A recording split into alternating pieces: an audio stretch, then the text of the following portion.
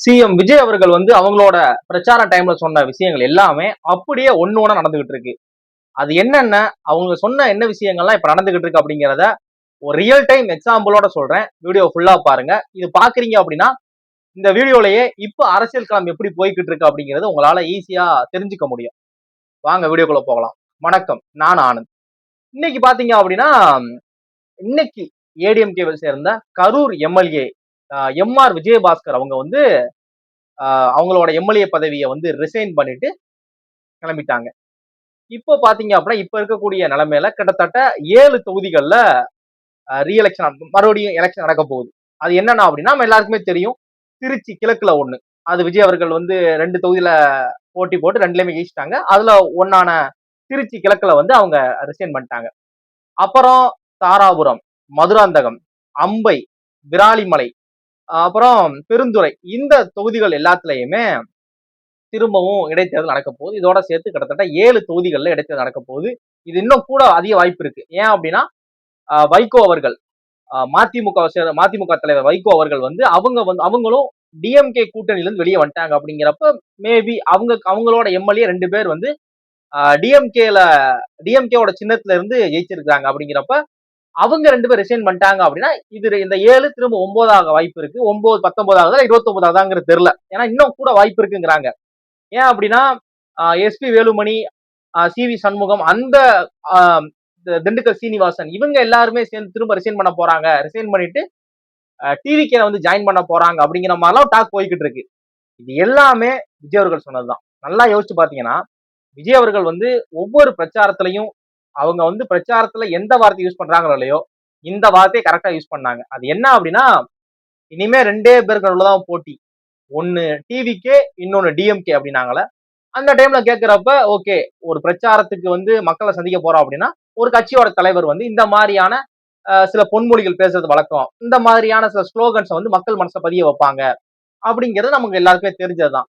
இவரு நம்ம 2 இனிமே போட்டியே ஒன்னு டிவிகேக்கும் டிஎம்கேக்கும் தான். ஏடிஎம்கே கணக்குல சேர்க்கவே இல்லை. மத்த எந்த கட்சிகளையுமே அவங்க கணக்குல சேர்க்கல. இவர் ஏதோ ஒன்று பண்ணிக்கிட்டு இருக்காரு அப்படிங்கிற மாதிரி எல்லாருமே நினைச்சாங்க. அது மாதிரி கூட்டணி கட்சிகளுமே மத்த கட்சிகளுமே இவர் கூட கூட்டணி வைக்கிறதுக்கு தயங்கினாங்க. யாருமே வைக்கல. இவர் மேல நம்பிக்கை இல்லை யாருக்குமே. இவங்க வந்து இந்த மாதிரி இது பண்ணுவாங்களா, இவங்களோட இது வந்து ஜெயிக்குமா அப்படிங்கிறதுல யாருக்குமே எந்த ஒரு நம்பிக்கையும் கிடையாது. அப்படிங்கிறப்ப இவங்க என்ன பண்ண போறாங்க அப்படிங்கிறதுல இவங்க தனியாவே எலெக்ஷன்ல நின்னாங்க. 108 தொகுதியில ஜெயிச்சாங்க. அப்புறம் வந்து சில கட்சிகள் வந்து ஆதரவு கொடுத்தாங்க. கொஞ்ச நாள் போக எல்லா கட்சிகளுமே திமுகவோட கூட்டணியில இருந்து விலகி நாங்க வர ஆரம்பிச்சிட்டோம் அப்படின்ட்டாங்க. காங்கிரஸ் நாங்க வந்து இனிமே டிஎம்கே கூட்டணியில இல்ல, முற்றிலுமா எங்களோட கூட்டணியை முடிச்சுக்கிறோம், இனிமே நாங்க டிவிகே கூட தான் எங்களோட கூட்டணி வச்சுக்க போறோம்னு ஒரேடியா முடிச்சிட்டாங்க. கொஞ்ச நாள் கழிச்சு ஐயுஎம்எலும் இந்திய யூனியன் முஸ்லீம் லீக்கும் அவங்களுமே அவங்களோட நிலைப்பாடு நாங்க இனிமே திமுக கூட்டணியில கிடையாது, இனி வரக்கூடிய எல்லா தேர்தல்களையும் டிவிகேவோட கூட்டணியில தான் நாங்க தொடர போறோம் அப்படின்ட்டாங்க. இப்போ மதிமுக வை கோபாலசாமி அவங்களோட மதிமுக அவங்க என்ன சொல்லிட்டாங்க அப்படின்னா நாங்களுமே டிஎம்கேவோட கூட்டணியில இருந்து வெளியே வந்துட்டோம் அப்படிங்கிற மாதிரி சொல்லிட்டாங்க. இப்போ டிஎம்கேவோட கூட்டணியில் இருக்கிற கட்சிகள் பாத்தீங்க அப்படின்னா பிசிகா, மற்ற சில கட்சிகள் இருக்காங்க. ஓகேவா, இந்த பிசிகாவுமே அபிஷியலா சொல்லிட்டாங்க அப்படின்னா ரொம்ப நம்ம எல்லாருக்குமே ரொம்ப ஃபேமஸா தெரிஞ்ச கொஞ்சம் மக்கள் மத்தியில ஒரு பெரிய ஆதரவு இருக்கிற சில கட்சிகள் வந்து அப்படியே டிஎம்கே கூட்டணியில இருந்து விலகி டிவிகே போயிட்டாங்க அப்படிங்கிறது நமக்கு எல்லாருக்கும் நல்லா தெரியுது.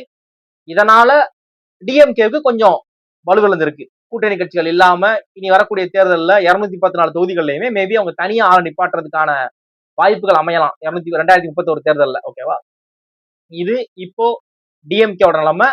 டிவிகேக்கு ஸ்ட்ராங் ஆகிக்கிட்டே இருக்கு. ஏன்னா அவங்க வந்து அமைச்சரவையில காங்கிரஸ் 2 சீட் கொடுத்திருக்காங்க, ஐயுஎம்எல்ல 1 சீட் கொடுத்திருக்காங்க, பிசிகாவுக்கு 1 சீட் கொடுத்திருக்காங்க. கிட்டத்தட்ட இது வரைக்கும் வரலாறு நடக்காத ஒரு விஷயம் பிசிகாவுக்கு 1 சீட் அமைச்சரவையில கொடுத்தது. இதெல்லாம் எங்கேயுமே நடக்கல. பிசிகால இருந்து இது வரைக்கும் ஒரு அமைச்சர் வந்ததே கிடையாது, அவங்க கொடுத்திருக்காங்க. அப்படிங்கிறப்ப கண்டிப்பா திருமாவளவன் அவர்கள் வந்து தலைவராக இருக்கக்கூடிய திருமாவளவன் அவர்கள் வந்து கண்டிப்பா மக்கள் நலனை கருத்தில் கொண்டு கட்சியோட மற்ற உறுப்பினர்களோட அவங்களோட கருத்துக்களை வாங்கினாங்க அப்படின்னா கண்டிப்பா அவங்களுமே டிவிகேவோட தொடர்ந்து பயணிப்போம் அப்படிங்கிற சொல்றதுல மாற்று கருத்தே இருக்காது. இது மெஜாரிட்டி பிசிகா டிஎம்கேவோட கூட்டணியை பிரேக் பண்ணிட்டு டிவிகே கூட்டணி ஜாயின் பண்ணிக்குவாங்க. இது நடக்க போகுது. ஓகேவா, அப்போ டிஎம்கே வந்து தனியா தான் இருக்க போகுது. அவங்களோட கட்சிக்காரங்க மட்டும் தான் இருக்க போறாங்க. கூட்டணி கட்சிகள் இருக்க சான்ஸ் கம்மி. இது இது ஒரு பக்கம் போய்கிட்டு இருக்கு. இன்னொரு பக்கம் பாத்தீங்க அப்படின்னா விஜய் அவர்கள் வந்து ஸ்டார்டிங்ல இருந்து எந்த இடத்துலயுமே ஏடிஎம்கே பெருசா சொல்லியிருக்கவே மாட்டாங்க. அவங்க சொன்னது எல்லாமே டிஎம்கே டிஎம்கே டிஎம்கே. நமக்கும் டிஎம்கே தான் போட்டி. இப்ப ஆட்சியில இருக்கவங்களுக்கும் நாளைக்கு ஆட்சியை பிடிக்க போற நமக்கும் தான் போட்டி அப்படிங்கிற ஸ்டேட்மெண்ட ரொம்ப ஸ்ட்ராங்கா மக்கள் மனதில பதிய வச்சுக்கிட்டே வந்தாங்கல்ல. இப்ப அதுக்கேத்த மாதிரி எல்லாம் நடந்துகிட்டு இருக்கு. ஏன் அப்படின்னா கிட்டத்தட்ட இப்ப வரைக்கும் இன்னைக்கு வரைக்கும் 6 தொகுதிகள்ல ஆ 7 தொகுதி மொத்தமா ரிசைன் எம்எல்ஏக்கள் வந்து ரிசைன் பண்ணியிருக்காங்க. ஒரு தொகுதி திருச்சி கிழக்கு விஜய் அவர்கள் போட்டி போட்டது. மிச்சம் 6மே ஏடிஎம்கே. இந்த 6 பேர்ல ரொம்ப பவர்ஃபுல்லான ஒரு ஆள் யாரு அப்படின்னா சி. விஜயபாஸ்கர். விராலிமலை தொகுதியில ஜெயிச்ச முன்னாள் சுகாதாரத்துறை அமைச்சர் ஏடிஎம்கே பீரியட்ல இருந்த விஜயபாஸ்கர் அவங்க வந்து இன்னைக்கு ரிசைன் பண்ணிருக்காங்க. அவங்க இடையில ரிசைன் பண்ணிருக்காங்க. அவங்க என்ன சொல்லிட்டாங்க அப்படின்னா ரிசைன் பண்ணிட்டாங்க. அவங்க டிவிக்கு ஜாயின் பண்ண போறாங்க அப்படிங்கிறாங்க. இது ஒரு ஸ்ட்ராங்கான ஒரு கேண்டிடேட் இவங்க. ஏன் அப்படின்னா இவங்க இது வரைக்கும் கண்டெஸ்ட் பண்ண 2011 இருந்து இவங்க தேர்தலில் நின்றுகிட்டு இருக்காங்க எம்எல்ஏவா. வேட்பாளரா 2011 இருந்து நின்றுகிட்டு இருக்கவங்க ஒரு தடவை தோக்கல அப்படிங்கிறாங்க. அது மாதிரி இவங்களோட வாக்கு வித்தியாசமே வித்தியாசமா இருக்கு. இந்த தேர்தலில் 62,000 ஓட்டு வித்தியாசம் ஜெயிச்சிருக்காங்க. கிட்டத்தட்ட 62,000 ஓட்டு வித்தியாசம் ஜெயிச்சிருக்காங்க. அது மாதிரி இப்போ ஏடிஎம்கேல இருந்து இந்த ரிசைன் பண்ணாங்கல்ல இந்த ஒரு 6 பேர், இந்த 6 பேருமே கிட்டத்தட்ட மெஜாரிட்டி எம்எல்ஏ ஜெயிச்சிருக்காங்க. ஏன் அப்படின்னு எப்படி சொல்ல வரேன்னா இப்போ 4 தேர்தல் நினைச்சுக்கோங்களேன். 4 தேர்தல 3 தேர்தல் ஜெயிச்சிருக்காங்க. 3 தேர்தல் அப்படின்னா 2 தேர்தல அவங்க ஜெயிச்சிருக்காங்க. அப்படி சொல்ல வரேன். அவங்க கண்டெஸ்ட் பண்ணதுல மெஜாரிட்டி ஆஃப் த தேர்தல்கள்ல அவங்க ஜெயிச்சிருக்காங்க. அந்த மாதிரியான ஒரு மேபி அவங்க இருக்கக்கூடிய அந்த தொகுதியில அவங்களுக்கு ஒரு நல்ல பேர் இருக்கலாம். இல்ல அவங்க கட்சிக்கு அந்த நல்ல பேர் இருக்கலாம். அதை வச்சு அவங்க ஜெயிச்சிருக்கலாம். இப்படி ஒரு இது இருக்கு. அவங்களுக்கு முன்னாடி ஒரு ஹிஸ்டரி இருக்கு. இப்ப நடக்கிற நிலைமைய பாக்குறப்ப ஏடிஎம்கேவோட நிலைமை படு மோசமா போய்கிட்டு இருக்கு. டிஎம்கே கூட பரவாயில்ல. அவங்க கூட்டணி கட்சிகள் தான் அவங்கள விட்டு போய்கிட்டு டிவிகே கூட ஜாயின் பண்றாங்க. இன்ன வரைக்கும் இன்னைக்கு டேட் வரைக்கும் டிஎம்கேவை சேர்ந்த யாருமே தன்னோட எம்எல்ஏ பதவியை ரிசைன் பண்ணிட்டு டிவிகேல போய் ஜாயின் பண்ணல, மற்ற கட்சியில ஜாயின் பண்ணல. அதுக்கு மாறா இந்த மாதிரி கூட்டணி கட்சிகள் மற்ற கட்சிகளுக்கு போறாங்க, டிவிகேக்கு போறாங்க. அதே நேரத்துல மதிமுகல இருந்து கிட்டத்தட்ட அதிகமான நம்பர்ஸ் இருக்கக்கூடிய கேண்டிடேட்ஸ் வந்து இங்க வராங்க. அதிகமான நம்பர்ஸ் இருக்கக்கூடிய மெம்பர்ஸ் வந்து இங்க ஜாயின் பண்றாங்க. அது மாதிரி விசிகால இருந்து ஒருத்தர் கூட இங்க வந்து ஜாயின் பண்ணியிருந்தாரு சமீபத்துல. இந்த மாதிரி இங்க வந்து ஜாயின் பண்றவங்க அதிகமா இருக்காங்க. கூட்டணி கட்சிகள் வெளியே போறாங்க, தோழமை கட்சிகள் வெளியே போறாங்க. அதுல மாற்று கருத்தே இல்ல. ஆனா டிஎம்கே சேர்ந்த எந்த ஒரு எம்எல்ஏவும் தன்னோட பதவியை ரிசைன் பண்ணிட்டு நான் வந்து டிவிகேக்கு போறேன் இன்ன டேட் வரைக்கும் போகல. அப்போ டிஎம்கேக்குள்ள இருக்கிற அவங்க ஸ்ட்ராங்கா இருக்கிறாங்கன்னா இன்னைக்கு நிலவரத்து வரைக்கும் கரெக்டா நம்ம சொல்ல முடியும். ஆனா ஏடிஎம்கே அப்படி கிடையாது. ஆல்ரெடி ஏடிஎம்கேக்குள்ள பல பிரிவுகளா பிரிஞ்சாங்க.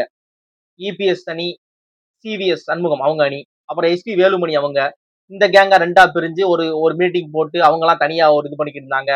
தனியா அவங்க பிரஸ் மீட் சந்திச்சாங்க. பிரஸ் மீட்ல அவங்க சில விஷயங்களை ஓபன் பண்ணாங்க. இந்த மாதிரி சொல்லி இபிஎஸ் அவங்களோட தனிப்பட்ட முடிவு தான் கட்சி முடிவா இருக்கு அப்படிங்கிற மாதிரி நிறைய குற்றச்சாட்டுகள் இபிஎஸ் அவர்கள் மேல வச்சாங்க. அதுக்கப்புறம் சிவி சண்முகம் அவங்க தவிர்த்து ஒரு 4-5 பேர் வந்து இபிஎஸ் அவங்க கிட்ட வந்து ஒரு மன்னிப்பு கடிதம் மாதிரி நினைக்கிறேன் கொடுத்து திரும்பவும் ஜாயின் பண்ணிக்கிட்டாங்க. இப்ப அவங்க சட்டப்பேரவைக்குள்ள வராங்க.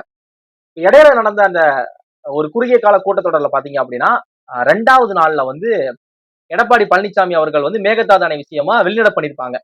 அந்த வெளிநடப்பு பண்ணதுல ஏடிஎம்கேவை சேர்ந்த எம்எல்ஏக்கள்ல 4 பேர் மட்டும் எஸ்பி வேலுமணி, திண்டுக்கல் சீனிவாசன் நினைக்கிறேன், இவங்க 4 பேர் மட்டும் வெளிநடப்பு பண்ணிருக்க மாட்டாங்க. அப்பவே தெரியுது கட்சியோட ஒருமித்த கருத்துக்கு அங்க இருக்க 4 பேர் ஒத்துழைக்கல அப்படிங்கிறது தெரியுது. அப்போ கட்சிக்குள்ள ஏதோ ஒரு சின்ன ஒரு கோல்டு வார் மாதிரி போய்கிட்டு இருக்கு அப்படிங்கிறது தெரியுது. இது வரைக்கும் தன்னோட பதவியை ரிசைன் பண்ணிட்டு டிவிகேக்கு போன 5 பேருமே 6 பேருமே ஏடிஎம்கே சேர்ந்தவங்க தான். ஏடிஎம்கே சேர்ந்த கேண்டிடேட் தான். ஏடிஎம்கே சேர்ந்த எம்எல்ஏக்கள் தான். அப்படிங்கிறப்ப ஏடிஎம்கே கட்சி கொஞ்சம் கொஞ்சமா அழியுதா அப்படிங்கிற கேள்விதான் வருது. ஏன் அப்படின்னா நிறைய பேர் சொல்ற சிவி சண்முகம், எஸ்பி வேலுமணி எல்லாம் சொல்றது என்ன அப்படின்னா இபிஎஸ் அவங்க மேல வைக்கக்கூடிய குற்றச்சாட்டு அவங்க தனிப்பட்ட முடிவு எடுக்கிறாங்க. குழுக்குள்ள தேர்ந்தெடுக்கிறே கிடையாது. பொதுக்குழுல அவங்க வந்து எல்லாத்தையும் கேட்டு ஒரு முடிவு எடுக்கிறது கிடையாது. அவங்களோட தனிப்பட்ட முடிவை தான் கட்சி முடிவு அறிவிச்சுறாங்க. இது வந்து கட்சி அழிக்கிறதுக்கு அழிவு பாதை கொண்டு போய்கிட்டு இருக்காங்க. ஆல்ரெடி நம்ம வந்து 5 வருஷம் எதிர்கட்சியா இருந்திருக்கோம். இந்த வாட்டி எதிர்கட்சியா கூட கிடையாது நம்ம.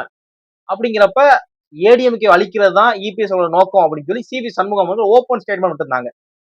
இப்படி இருக்க நிலைமையில இதெல்லாம் வச்சு நீங்க பாத்தீங்க அப்படின்னா அடுத்த எலெக்ஷனுக்கு இதுக்கு முன்னாடி இருந்த அனைத்து இந்திய அண்ணா திராவிட முன்னேற்ற கழகம் அப்படிங்கிற அந்த பவர்ஃபுல்லான நேம், அந்த ஒரு பாரம்பரியமான அந்த ஒரு லெகசிய 2031 அவங்க கேரி பண்ணுவாங்களா அப்படிங்கிறது ஒரு பெரிய டவுட் தான். ஏன்னா இப்படியே போய்கிட்டு இருந்துச்சு அப்படின்னா, ஏன்னா நம்ம எல்லாருக்குமே இந்த இந்த 5 எம்எல்ஏக்கள் ரிசைன் பண்ணாங்கல்ல, இது நம்ம எல்லாருக்குமே ரொம்ப மோஸ்டா தெரிய சான்ஸ் இருக்கிற ஆள் யார் அப்படின்னா, சுகாதாரத்துறை அமைச்சரா இருந்த விஜயபாஸ்கர் சார் அவங்க. ஏன் அப்படின்னா, ஒரு தீபாவளி அன்னைக்கு நினைக்கிறேன், அந்த ஆழ்துளை கிணறுக்குள்ள சின்ன பையன் விழுந்துருவான். அன்னைக்கு தீபாவளி, மறுநாள் தீபாவளி நினைக்கிறேன், முந்தின நாள் ஒரு பையன் விழுந்துருவான் ஆழ்துளை கிணறுக்குள்ள. அன்னைக்கு ஃபுல்லாவுமே தீபாவளி அன்னைக்கு ஃபுல்லாவுமே தமிழ்நாடே வெயிட் பண்ணி பார்த்தது அந்த பையன் எப்படியா தப்பிப்பானா, அந்த பையனை காப்பாத்திடுவாங்களாங்கிறதான். அன்னைக்கு அந்த டைம்ல விஜயபாஸ்கர் அவங்களோட சுகாதாரத்துறை அமைச்சர் விஜயபாஸ்கர் அவங்களோட செயல் வந்து ஒரு நம்ம எல்லாருமே பாராட்டத்தக்கது. நல்லா ஞாபகம் எனக்கு. தீபாவளி நினைக்கிறேன் 2019 தீபாவளி நினைக்கிறேன். அந்த டைம்ல தான் பையன் உள்ள போயிருவான். அந்த பையனை காப்பாத்துறதுக்கு நிறைய இதெல்லாம் பண்ணி அந்த பையனை கடைசி காப்பாற்ற முடியலன்னு நினைக்கிறேன். அப்படிலாம் இது பண்ணாங்க. அப்படிங்கிறப்ப அந்த டைம்ல விஜயபாஸ்கர் அவங்களுக்கு தெரியும். கொரோனா டைம்லயும் விஜயபாஸ்கர் அவங்க வந்து நிறைய விஷயங்கள் பண்ணாங்க. எப்படி மக்களை வந்து கொரோனால இருந்து காப்பாற்றணும் அப்படிங்கிற நிறைய விஷயங்கள் பண்ணாங்க. இது எல்லாமே மக்கள் எல்லாத்துக்குமே தெரியும். அப்படிங்கிறப்ப இந்த மாதிரியான ஒரு ஸ்ட்ராங் கேண்டிடேட்ஸ் எல்லாம் அனைத்து இந்திய அண்ணா திராவிட முன்னேற்ற கழகத்தை விட்டு வெளியே போறாங்க அப்படிங்கிறப்ப கட்சியோட அழிவு பாதை கொண்டு போகுதா? இவங்கள இவங்கள இவங்கள தாண்டி அந்த தொகுதிகளில் யாரை அவங்க நிப்பாட்ட போறாங்க? 62,000 ஓட்டு வித்தியாசம் ஜெயிச்சிருக்காங்க விஜயபாஸ்கர் அவங்க. அப்படிங்கிறப்ப அவங்கள தவிர்த்து விராலிமலை தொகுதியில ஏடிஎம்கே யாரை நிப்பாட்டி ஜெயிக்க போறாங்க அப்படிங்கிற கேள்வி வருது. இசகி சுப்பையா அவர்களும் அப்படிதான் அம்பாசமுத்திரம் தொகுதியில அவங்களுக்கு ஒரு ஸ்ட்ராங் கேண்டிடேட் அப்படிங்கிறாங்க. அவங்களும் வரிசையா ஜெயிச்சுக்கிட்டே இருக்கிறாங்க அப்படிங்கிற மாதிரி சொல்றாங்க. அவங்க வேற கட்சிக்கு டிவிகே போயிட்டாங்க. இப்ப அவங்க டிவிகே சார்பா போட்டிடுறாங்க அப்படின்னா அனைத்து இந்திய அண்ணா திராவிட முன்னேற்ற கழகம் சார்பா யார அம்பாசமுத்திரம் தொகுதியில நிப்பாட்டுவாங்க? அவங்க இசகி சுப்பையா அவர்களை ஜெயிப்பாங்களா? அப்படிங்கிற ஒரு பெரிய கேள்வி வருது. அப்போ இதெல்லாம் வந்து அனைத்து இந்திய அண்ணா திராவிட முன்னேற்ற கழகம் வந்து அழிய போகுதா இல்ல அழிஞ்சுகிட்டு இருக்கா அப்படிங்கிறது. டிஎம்கேக்கு தன்னோட பலம் குறைஞ்சிருக்கு அப்படிங்கிற மாற்று கருத்தே கிடையாது. அதே நேரத்துல அனைத்து இந்திய அண்ணா திராவிட முன்னேற்ற கழகத்தை சேர்ந்த எம்எல்ஏக்களே இப்படி மாறுறாங்க அப்படிங்கிறது ஒரு பெரிய கொஸ்டின் மார்க் ஆக்குது. இதெல்லாம் விஜய் அவர்கள் சொன்னதுதான். நம்ம ஏன் மற்றும் சில கட்சிகளை பத்தி பேசணும்? நமக்கு போட்டி என்ன? டிஎம்கே. நமக்கும் டிஎம்கேக்கு தான் இனிமே போட்டியே. அதனால நம்ம மற்ற கட்சிகளை பேச வேணாம் அப்படின்னாங்க. அந்த மற்றும் சில கட்சிகள்ல ஏடிஎம்கே போயிருவோம் அப்படிங்கிற மாதிரி இருக்கு. நீங்க எல்லாம் இதை பாக்குறப்ப உங்களுக்கு என்ன தோணுது அப்படிங்கறத பாக்க சொல்லுங்க. இன்னொரு பக்கம் பாத்தீங்க அப்படின்னா இந்த அடுத்து வரக்கூடிய மறு தேர்தல்ல வந்து திருச்சி கிழக்குல வந்து ஸ்டாலின் அவர்கள் பங்கேற்க போறாங்க அப்படிங்கிற மாதிரியும், அம்பாசமுத்திரம் தொகுதியில வந்து நாம் தமிழர் கட்சியை சேர்ந்த தலைமை ஒருங்கிணைப்பாளர் இருக்கக்கூடிய சீமான் சார் அவங்க கலந்துக்க போறாங்க அப்படிங்கிற மாதிரி சொல்றாங்க. இப்ப இருக்கிற சிச்சுவேஷன்ல ஸ்டாலின் அவர்கள் வந்து திருச்சி கிழக்குல இறங்குறாங்க அப்படின்னா, ஏன்னா 8,000 ஓட்டு வித்தியாசத்துல ஸ்டாலின் சார் வந்து தோத்துருக்காங்க கொளத்தூர் தொகுதியில. 8,000 ஓட்டு வித்தியாசத்துல ஒரு சிஎம் தோத்துருக்காங்க அப்படிங்கிறதே ஒரு பெரிய தப்பா இருக்கு. ஒரு பெரிய விஷயமா இருக்கு பாக்குறாங்க எல்லாருமே. சிஎம் சாரே முன்னாள் சிஎம்ஏ தோத்துட்டாங்களே, ஸ்டாலின் சாரே தோத்துட்டாங்களே அப்படிங்கிற மாதிரி இருக்கு. இப்போ திருச்சி கிழக்குல நிக்கிறாங்க அப்படின்னா ஜெயிச்சிட்டா பிரச்சனை இல்ல. அவங்க ஜெயிக்கிறதும் ரங்கராஜ் பாண்டே அவங்க சொன்ன மாதிரி பெரிய வெற்றியா இருக்கணும். 20,000 ஓட்டு, 30,000 ஓட்டு, 40,000 ஓட்டு வித்தியாசத்துல ஜெயிக்கணும். இப்படி ஜெயிச்சா அவங்க அந்த இடத்துல களம் கண்டதுக்கு ஒரு பெரிய மதிப்பா இருக்கும். அப்படி இல்லாம அவங்க அந்த இடத்துல நிக்கிறாங்க வச்சுக்கோங்க, சும்மா 100 ஓட்டு, 50 ஓட்டு, 200 ஓட்டுல ஜெயிக்கிறதுல பிரயோஜனமே கிடையாது. மாறா தோத்துட்டாங்க அப்படின்னா யோசிச்சு பாருங்க. ஒரு முன்னாள் சிஎம் இருந்த ஒருத்தர் 2 எலெக்ஷன்ல தொடர்ச்சியா தோக்குறாங்க அப்படிங்கிறப்ப அவங்களோட நேம் வந்து மக்கள் மத்தியில் அடிவாங்க சான்ஸ் அதிகமா இருக்கு.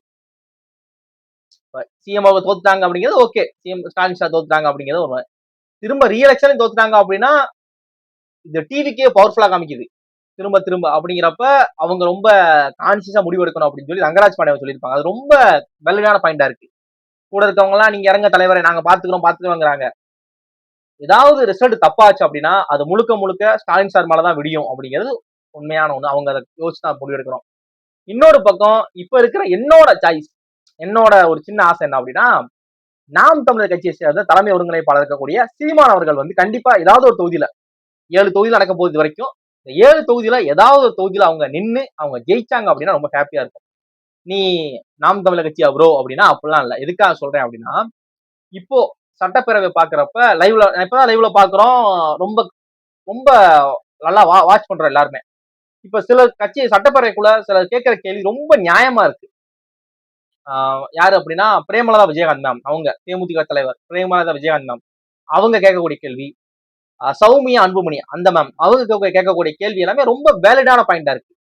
அவங்க தான் இந்த ரத்தன் பண்டிட்ட வந்து இவங்க வந்து தனி செயலா நியமிச்சிருப்பாங்க சிஎம் விஜய் அவர்கள். அதுக்கு அவங்க வந்து ரொம்ப வேலிடா கேட்டாங்க. அவரு உங்களுக்கு வந்து ஒரு ராஜகுரு அப்படின்னா உங்க பணத்தை கொடுங்க, உங்களுக்கு தனிப்பட்ட பண வருமானம் வருதுல்ல அதை கொடுங்க, அரசு பணத்தை கொடுக்காதீங்க அப்படின்னு சொல்லி ரொம்ப ஸ்ட்ராங்கான போல்டான ஒரு கேள்வியை கரெக்டா கேட்டிருந்தாங்க. மக்கள் பணத்தை எதுக்கு கொடுக்குறீங்க அப்படின்ற மாதிரி கேட்டது, அவருக்கு என்ன தகுதி இருக்கு அப்படின்ற மாதிரி கேட்டிருந்தாங்க. அதை கூட விஜய் அவர்கள் வந்து நான் ரீகன்சிடர் பண்றேன் அப்படின்னு சொல்லி அவங்க சொன்ன அடுத்த 2-3 மணி நேரத்துக்குள்ளேயே அதை வந்து இது பண்ணிட்டாங்க. அந்த அந்த பொறுப்பை வந்து கேன்சல் பண்ணிட்டாங்க விஜய் அவர்கள். அதே மாதிரி சௌமியா அன்புமணி மேம் தான் சொல்லியிருப்பாங்க, தர்மபுரி வேலூர் சைட்லலாம் டாஸ்மாக் அதிகமா இருக்கு, இதனால வந்து சின்ன பசங்க வந்து ரொம்ப போதைப் பொருட்களுக்கு அடிமையாகிக்கிட்டே இருக்கிறாங்க, அதை ஏதாவது நீங்க மாத்தணும், இது வந்து ரொம்ப இளம் தலைமுறையினரை வந்து ஒரு அழிவு பாதையை நோக்கி கொண்டு போய்கிட்டு இருக்கு அப்படின்ற மாதிரி சொன்னாங்க. சொன்ன உடனே அதையுமே விஜய் அவர்கள் பண்ணி இது பண்ணாங்க. இந்த 2 கேள்வி ரொம்ப முக்கியமான கேள்விகளா பாக்குறேன் நான். ரத்தன் பண்ணிட்டு அவங்க இது பண்ணிருக்காங்க அப்படின்னா அவங்கள வந்து இந்த மாதிரி அந்த பாயிண்ட வந்து ரொம்ப வேலிடா ஸ்ட்ராங்கா வச்ச மேமும், அதே மாதிரி டாஸ்மாக் இது பண்ணணும் அப்படிங்கிற சொன்ன சௌமியா மேமும் ரொம்ப சட்டப்பேரவை ரொம்ப ஹெல்த்தியா போய்கிட்டு இருக்கு, ஆளுங்கட்சி பண்ணக்கூடிய தவறுகளை எதிர்கட்சிகள் மற்ற கட்சிகள் வந்து ரொம்ப வேலிடா சுட்டி காட்டுறாங்க, தப்புப்பா இப்படி பண்ணக்கூடாது நீங்க அப்படின்னு கண்டம் தெரிவிக்கிறாங்களே, அதை வந்து விஜய் அவர்கள் வந்து தப்புன்னு உணர்ற பட்சத்துல சேஞ்ச் பண்றாங்க பாத்தீங்களா, அதுவுமே ரொம்ப நல்ல விஷயம் தான் விஜய் அவர்கள் பண்றதுமே. அப்படிங்கிறப்ப இப்ப நம்ம பொது வெளியில நிறைய கேள்விகள் பாக்குறோம். நாம் தமிழர் கட்சிகள் வைக்கக்கூடிய நிறைய வேலிடான கேள்விகள் இருக்கு. அதுல ஒண்ணு என்ன அப்படின்னா, அரசு போக்குவரத்து கழகம் வந்து எதுக்கு அரசு போக்குவரத்து கழகம் சொல்றீங்க, இதுக்கு முன்னாடி தமிழ்நாடு அரசு போக்குவரத்து கழகம் தானே இருந்துச்சு, அப்படியே வைக்கலாம்ல, எதுக்காக அரசு போக்குவரத்து கழகம் வந்து தமிழ்நாடு கட் பண்றீங்க, நீங்க என்ன நினைச்சுக்கிட்டு இருக்கீங்க, அந்த தமிழ்நாடுன்னு போடுறதுனால தமிழ்நாடு அரசோட வருமானத்துல என்ன பாதிக்க போகுது அப்படிங்கிற மாதிரி கேட்டிருந்தாங்க. இப்போ இப்போ 2024 விஜய் அவர்கள் சிஎம் ஆனதுக்கு அப்புறம் இப்ப புதுசா வாங்கியிருக்கிற நிறைய கவர்மெண்ட் பஸ்ஸஸ்ல பாத்தீங்க அப்படின்னா தமிழ்நாடு அரசு போக்குவரத்து கழகம் சொல்லி இருந்த மாதிரியே போட்டாங்க. இது வந்து நாம் தமிழர் கட்சி ரொம்ப மாசமா எதிர்த்துக்கிட்டு தான் இந்த பிரச்சனைய. நீங்க எல்லாருமே பாத்துருப்பீங்க, சில ரோட்ல போற சில கவர்மெண்ட் பஸ்ஸை நிப்பாட்டி அதுல வந்து முன்னாடி தமிழ்நாடு அரசு போக்குவரத்து கழகம்னு அவங்க அந்த அந்த ஒரு ஸ்ப்ரே மாதிரி கலர் பண்ற மாதிரி வச்சு எழுதுனாங்க, அப்புறம் ஸ்டிக்கர் ஒட்டினாங்க, அதுக்கு எதிராக போராட்டம் பண்ணாங்க, எல்லாமே பண்ணாங்க.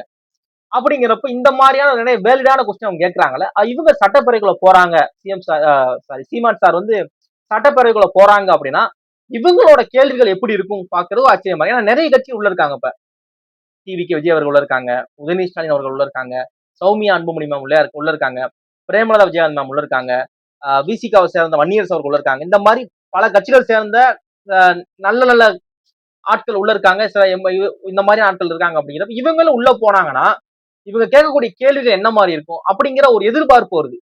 எம்எல்ஏ உள்ள போறாங்க அப்படின்னா அந்த தொகுதிக்கு என்ன மாதிரி பண்ண போறாங்க, அரசாங்கத்தை எந்த மாதிரி விமர்சிக்க போறாங்க அப்படிங்கிற ஒரு கேள்வி வருது. அதனாலதான் அவங்க ஜெயிச்சா நல்லா இருக்கும் அப்படிங்கிறது. இதுதான் இப்ப போய்கிட்டு இருக்கிற நம்ம தமிழ்நாட்டோட பாலிடிக்ஸ். அடுத்த 2031 எலெக்ஷனுக்கு ஏடிஎம்கே கட்சி இருக்கும்னு நினைக்கிறீங்களா அப்படிங்கிறத நீங்க கமெண்ட் பண்ணுங்க. இல்லப்பா ஏடிஎம்கே இருக்கும், டிஎம்கே வேணா அவ்வளவுதான் அப்படிங்கிற மாதிரி நீங்க நினைக்கிறீங்களா அப்படிங்கிற இப்போ இருக்க நிலைமையில நீங்க என்ன ஃபீல் பண்றீங்க அப்படிங்கிற உங்களோட ஒப்பீனியனை மறக்காம கமெண்ட் பாக்ஸ்ல கமெண்ட் பண்ணுங்க. நான் ஏதாவது சில விஷயங்கள் வந்து தப்பா சொல்லியிருந்தேன் அப்படின்னா அதை மேபி கமெண்ட் பாக்ஸ்ல கமெண்ட் பண்ணுங்க. நெக்ஸ்ட் அடுத்து நான் பேசக்கூடிய வீடியோவில் அதை என்னன்னு கன்ஃபார்ம் பண்ணி சேஞ்ச் பண்ண ட்ரை பண்றேன். ஓகேவா? தேங்க்ஸ் ஃபார் வாட்சிங்.